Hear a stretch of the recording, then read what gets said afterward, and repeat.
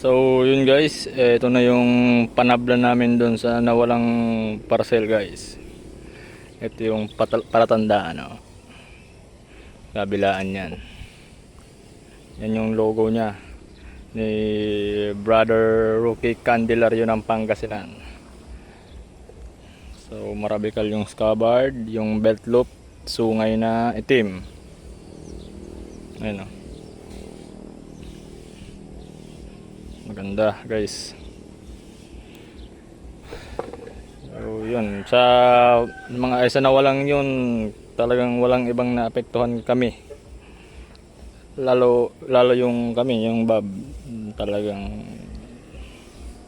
medyo matindi yung ano, ng naging abala, tsaka syempre lugi, pero okay lang. So buti lang guys, tropa yun si Brother Rookie, kasi kung iba-iba baka kung ano nang nasabi sa amin. So buti nintindi niya.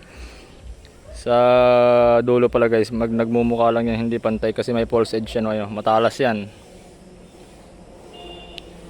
Matalas yung false edge niyan. 3 inches.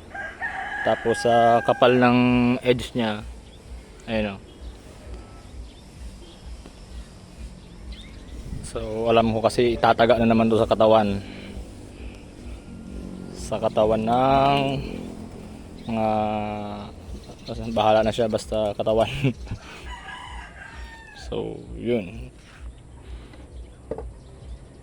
and wala. Pasensya na pala dun sa mga naabalang order guys, kasi may isiningit kami kasi hindi naman pwedeng maabala pa yon.